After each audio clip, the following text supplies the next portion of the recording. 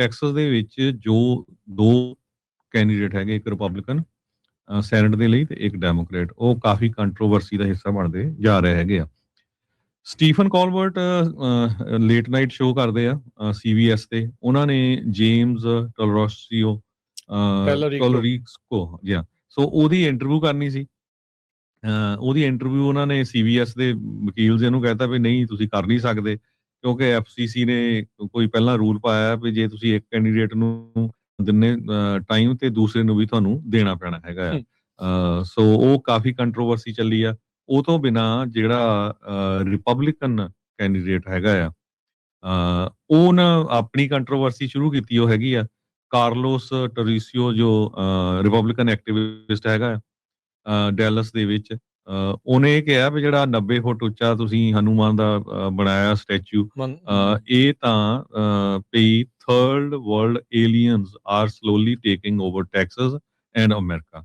ਤੇ ਉਹਨੇ ਇਹ ਕਿਹਾ ਲੋਕਾਂ ਨੂੰ ਵੀ ਇਹ ਇਨਵੇਜਨ ਜਿਹੜੀ ਆ ਇਹ ਸਟਾਪ ਕੀਤੀ ਜਾਵੇ।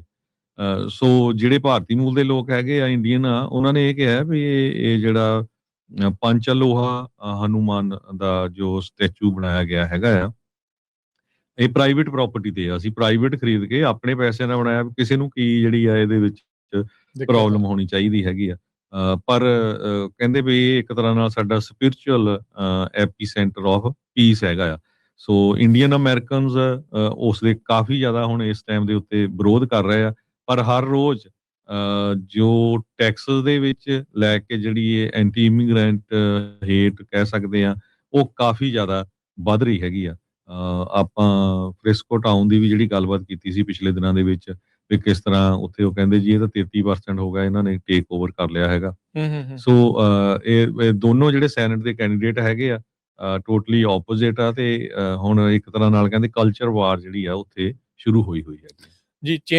ਜੇਮਸ ਟੈਲੋਰਿਕੋ ਵਾਲੀ ਜਿਹੜੀ ਗੱਲ ਕਰਦੇ ਜਾਈਏ, ਇਹਨੇ ਇੰਟਰਵਿਊ ਕਰ ਲਈ ਸੀਗੀ ਸੀਬੀਐਸ ਦੀ, ਜਿਹੜੀ ਕੈਰੀ ਬੇਸ ਨਵੀਂ ਲਾਈ ਆ ਨਾ, ਜਦੋਂ ਦਾ ਟਰੰਪ ਦੇ ਨਾਲ ਇਹਨਾਂ ਦਾ ਸਮਝੌਤਾ ਹੋਇਆ, ਸੀਬੀਐਸ ਵੀ ਕਹਿ ਲਓ ਵੀ ਇੱਕ ਪਾਸੜ ਹੀ ਜਿਹੜੀ ਉਹ ਬਣ ਗਈ ਨਵੀਂ ਫੌਕਸ ਨਿਊਜ਼ ਜਿਹੜੀ ਦੇ ਤੌਰ ਦੇ ਉੱਤੇ ਲੋਕ ਉਸ ਨੂੰ ਦੇਖ ਰਹੇ ਆ, ਜਿੱਦਾਂ CNN ਵਾਲੇ ਦੂਜੇ ਪਾਸੇ, MSNBC ਵਾਲੇ ਲੈਫਟ ਵਾਲੇ ਹੋ ਗਏ ਆ, ਤੇ ਇਹ ਜਿਹੜੇ ਰਾਈਟ ਵਾਲੇ ਪਾਸੇ। ਸੋ ਵੰਡ ਜਿਹੜੀ ਉਹ ਹੋ ਰਹੀ ਆ ਵੀ ਕੌਣ ਕਿਹੜੇ ਮੀਡੀਆ ਦੇ ਉੱਤੇ ਜਿਹੜਾ ਕੰਟਰੋਲ ਦੇ ਵਿੱਚ ਹੋਊਗਾ।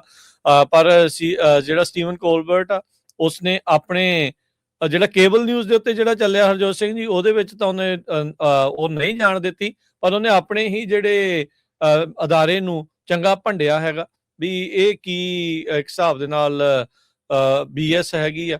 ਵੀ ਹੁਣ ਸ਼ਬਦ ਤਾਂ ਉਹ ਚਲੋ ਆਪਾਂ ਨਹੀਂ ਵਰਤ ਸਕਦੇ ਜਿਹੜੇ ਉਹਨੇ ਉੱਥੇ ਵਰਤ ਲਏ ਸੀਗੇ। ਤੇ ਉਹ ਜਿਹੜੇ FCC ਦੇ ਚੇਅਰ ਆ, ਉਹ ਕਹਿੰਦੇ ਕੋਈ ਨਹੀਂ ਜੀ, ਸਟ੍ਰੀਮਿੰਗ ਤੇ ਚਲਾ ਲਓ ਜੇ ਚਲਾਉਣੀ ਆ ਤੁਸੀਂ। ਉਹਨਾਂ ਨੇ ਉੱਤੇ ਚਲਾਈ ਆ। ਤੇ ਹੁਣ ਜਿਹੜਾ ਜੇਮਸ ਟੈਲੋਰਿਕੋ ਦਾ ਕੈਂਪੇਨ ਆ, ਉਹ ਕਹਿ ਰਿਹਾ ਵੀ ਜਦੋਂ ਤੋਂ FCC ਨੇ ਬੈਨ ਕੀਤੀ ਹੈ ਸਾਡੀ ਇੰਟਰਵਿਊ ਨੂੰ, ਅਸੀਂ $2.5 ਮਿਲੀਅਨ ਰੇਜ਼ ਕਰ ਲਿਆ ਆ ਪਿਛਲੇ 24 ਘੰਟਿਆਂ ਦੇ ਵਿੱਚ। ਸੋ ਸੈਨੇਟ ਦੀ ਰੇਸ ਦੇ ਵਿੱਚ ਜੇਮਸ ਟੈਲੋਰਿਕੋ ਇਸ ਟਾਈਮ ਉੱਥੇ ਲੱਗਾ ਹੋਇਆ ਆ। ਤੇ ਇਹਨਾਂ ਨੂੰ ਡੈਮੋਕ੍ਰੇਟਸ ਨੂੰ ਇਹ ਆਸ ਲੱਗੀ ਪਈ ਆ ਵੀ ਖੌਰੇਸ ਨੇ ਇਲੈਕਸ਼ਨ ਜਿਹੜੀ ਆ ਉੱਥੇ ਜਿਤਾ ਦੇਣੀ ਆ, ਜਾਂ ਸੈਨੇਟ ਦੀ ਜਿਹੜੀ ਸੀਟ ਆ ਉਸ ਨੂੰ ਫਲਿੱਪ ਕਰ ਦੇਣਾ। ਬੜੀ ਯੰਗ ਉਮਰ ਦਾ ਮੁੰਡਾ ਆ, 36 ਸਾਲ ਇਸ ਦੀ ਮਹਿਜ ਉਮਰ ਆ। ਪਬਲਿਕ ਟੀਚਰ ਜਿਹੜਾ ਇੱਕ ਟਾਈਮ ਦੇ ਉੱਤੇ ਰਿਹਾ ਆ। ਸੋ ਉਹ ਜਿਹੜੀ ਇੰਟਰਵਿਊ ਆ ਉਹ ਇਸ ਟਾਈਮ ਜਿਹੜੀ ਉਹ ਚੱਲ ਰਹੀ ਆ। ਸੋ ਜਿਹੜਾ ਲੇਟ ਸ਼ੋਅ ਸਟੀਵਨ ਕੋਲਬਰਟ ਨੇ CBS ਨੂੰ ਕਾਲ ਆਊਟ ਜਿਹੜਾ ਇਸ ਦੇ ਵਿੱਚ ਕੀਤਾ ਵੀ ਉਹਨਾਂ ਨੇ ਜਿਹੜੀ ਇੰਟਰਵਿਊ ਬਲੌਕ ਕਰ ਦਿੱਤੀ ਸੀ। CBS ਨੇ ਹੀ ਰੀਸੈਂਟਲੀ ਜਿਹੜਾ ਹਰਜੋਤ ਸਿੰਘ ਜੀ ਜਦੋਂ ਆਈਸ ਦੇ ਨਾਲ ਸੰਬੰਧਿਤ ਇੱਕ ਸਟੋਰੀ ਸੀ ਉਸ ਨੂੰ ਵੀ ਕਿਲ ਕਰ ਦਿੱਤਾ ਸੀਗਾ।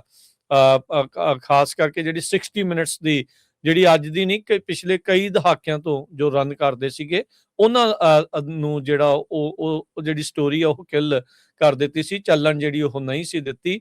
ਇਹ ਆਈਸ ਤੇ ਡਿਟੈਂਸ਼ਨ ਸੈਂਟਰਸ ਦੇ ਨਾਲ ਜਿਹੜੀ ਸੰਬੰਧਿਤ ਉਹ ਜਦੋਂ ਸਟੋਰੀ ਉਹ ਉਹਨਾਂ ਦੀ ਜਿਹੜੀ ਉਹ ਆਈ ਸੀਗੀ। ਸੋ ਹੁਣ ਲੈਟਸ ਸੀ ਕੀ ਇਸ ਦੇ ਵਿੱਚ ਜਿਹੜਾ ਅੱਗੇ ਬਣਦਾ ਆ। ਪਰ ਜਿਸ ਤਰੀਕੇ ਦੇ ਨਾਲ ਕਹਿ ਲਓ ਵੀ ਸਿਆਸੀਕਰਨ ਇਹਨਾਂ ਅਦਾਰਿਆਂ ਦਾ ਜਿਹੜਾ ਉਹ ਲਗਾਤਾਰ ਹੁੰਦਾ ਜਾ ਰਿਹਾ ਆ, ਇਹ ਆਮ ਅਮਰੀਕਨਸ ਦੇ ਲਈ ਕੋਈ ਬੜੀ ਚੰਗੀ ਗੱਲ ਨਹੀਂ ਆ। ਸੋ ਇੱਕ ਤਰਫਾ ਫਿਰ ਪ੍ਰੋਪੇਗੈਂਡਾ ਵਾਲੀ ਜਿਹੜੀਆਂ ਚੀਜ਼ਾਂ ਹੀ ਆਪਾਂ ਨੂੰ ਸੁਣਨ ਨੂੰ ਮਿਲਦੀਆਂ ਰਹਿਣਗੀਆਂ। ਦੋਨੋਂ ਤਰਫਾਂ ਦੀ ਜਿਹੜੀ ਆਵਾਜ਼ ਆ ਉਹ ਕਿਤੇ ਨਾ ਕਿਤੇ ਜਿਹੜੀ ਉਹ ਗਾਇਬ ਹੋ ਜਾਵੇਗੀ। ਜੀ